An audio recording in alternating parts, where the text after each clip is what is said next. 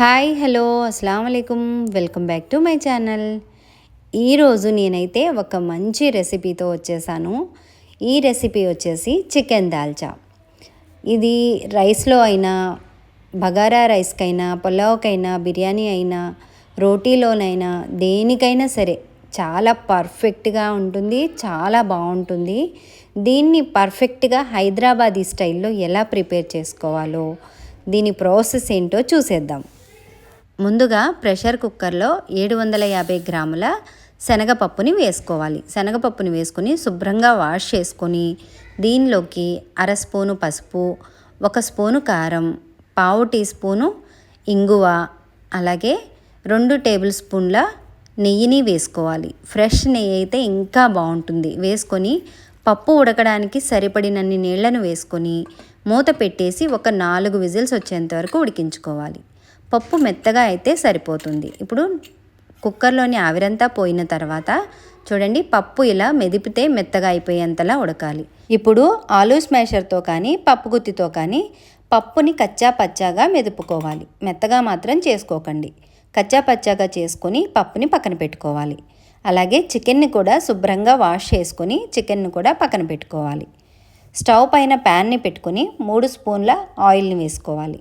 Oil heat అయిన తర్వాత 1 tea spoon ఆవాలు, 1 టీ స్పూను జీలకర్ర, 2 ఇంచుల దాల్చిన చెక్క, 3 యాలుకలు, 2 లవంగాలు, ఒక 10 మిరియాలు, అలాగే 1 బిర్యానీ ఆకు వేసుకొని ఫ్రై చేసుకోవాలి. ఇవి కాస్త ఫ్రై అయిన తర్వాత పొడవుగా కట్ చేసుకున్న 3 మీడియం సైజు ఆనియన్స్, అలాగే పొడవుగా కట్ చేసుకున్న పచ్చిమిరపకాయ ముక్కల్ని కూడా వేసుకొని ఒక 5 నిమిషాలు లో ఫ్లేమ్లో కుక్ చేసుకోవాలి. మధ్య మధ్యలో కలుపుకుంటూ గోల్డెన్ కలర్లోకి వచ్చేంత వరకు ఫ్రై చేసుకోవాలి. ఇలా ఆనియన్స్ గోల్డెన్ కలర్లోకి వచ్చిన తర్వాత 1 స్పూను అల్లం వెల్లుల్లి పేస్ట్ని వేసుకొని పచ్చివాసన పోయేంత వరకు ఫ్రై చేసుకోవాలి. దీనిలోకి కట్ చేసుకున్న సొరకాయ ముక్కల్ని వేసుకోవాలి.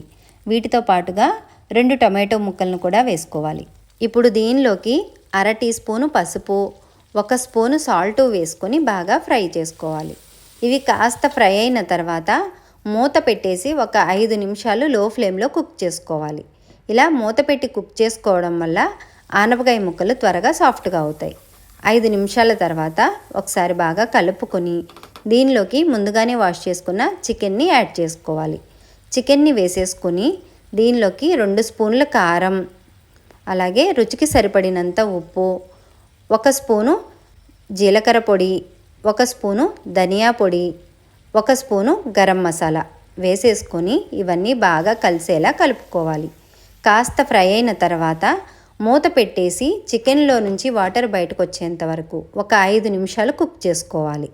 5 నిమిషాల తర్వాత చూడండి, చికెన్లో నుంచి వాటర్ అయితే బయటకు వచ్చేసింది. ఇప్పుడు దీనిలోకి 1 లీటర్ వాటర్ని వేసుకోవాలి. 1 కిలో చికెన్కి లీటర్ వాటర్ కరెక్ట్గా సరిపోతాయి. వాటర్ని వేసుకొని సన్నగా కట్ చేసుకున్న కొత్తిమీరను కూడా వేసుకొని ఒకసారి కలుపుకొని మూత పెట్టేసి ఒక 15 నిమిషాలు హై ఫ్లేమ్లో కుక్ చేసుకోవాలి. 15 నిమిషాల తర్వాత చూడండి, చికెన్ బాగా ఉడుకుతుంది. ఇప్పుడు దీనిలోకి ముందుగానే ఉడికించుకున్న శనగపప్పుని వేసేసుకోవాలి. శనగపప్పుని వేసుకొని బాగా కలుపుకోవాలి. బాగా కలుపుకొని కాస్త ఉడకనివ్వండి. కాస్త ఉడికిన తర్వాత 1 కిలో చికెన్కి 1 డ్రై లెమన్ సరిపోతుంది. కాస్త పులుపుదనం కోసం డ్రై లెమన్ని వేసుకుంటున్నాం. ఇది అన్ని మార్కెట్స్లో కూడా అవైలబుల్గా ఉంటుంది. డ్రై లెమన్ని వేసుకొని మూత పెట్టేసి ఒక 5 నిమిషాలు లో ఫ్లేమ్లో కుక్ చేసుకోవాలి. 5 నిమిషాల తర్వాత చూడండి, దాల్చా పర్ఫెక్ట్గా రెడీ అయిపోయింది. ఈ థిక్నెస్లో ఉంటే సరిపోతుంది. ఇంకా స్టవ్ ఆఫ్ చేసేసుకొని దీనికి తాలింపుని ప్రిపేర్ చేసుకుందాం. స్టవ్ పైన ప్యాన్ని పెట్టుకొని 1 టేబుల్ స్పూన్ నెయ్యిని వేసుకోవాలి. దీనిలోకి సన్నగా పొడవుగా కట్ చేసుకున్న అల్లం ముక్కల్ని వేసుకొని ఫ్రై చేసుకోవాలి. ఇది కాస్త ఫ్రై అయిన తర్వాత 2 రెమ్మల కరివేపాకు, సన్నగా చాప్ చేసుకున్న కొత్తిమీర, 4 ఎండుమిరపకాయలని వేసుకొని బాగా ఫ్రై చేసుకోవాలి. ఇలా ఫ్రై అయిన ఈ తాలింపుని చికెన్ దాల్చాలోకి వేసేసుకోవాలి. వెంటనే మూత పెట్టేసి 1 నిమిషం పాటు పక్కనుంచుకోవాలి. ఇలా మూత పెట్టేసుకోవడం వల్ల ఈ తాలింపు వాసన చికెన్ దాల్చాకి బాగా పడుతుంది. ఇప్పుడు ఒక 2 నిమిషాల తర్వాత ఒకసారి కలుపుకొని ఈ టేస్టీ చికెన్ దాల్చాని సర్వ్ చేసేసుకోవడమే. నేను చేసిన ఈ రెసిపీ మీకు నచ్చిందనే అనుకుంటున్నాను. నేను చేసిన ఈ రెసిపీని లైక్ చేయండి. అలాగే మీ ఫ్రెండ్స్ అండ్ ఫ్యామిలీతో షేర్ చేసుకోండి. ఇలాంటి మరిన్ని రెసిపీస్ కోసం నా ఛానల్ని సబ్స్క్రైబ్ చేసుకోండి. Thank you. అల్లా హాఫీజ్.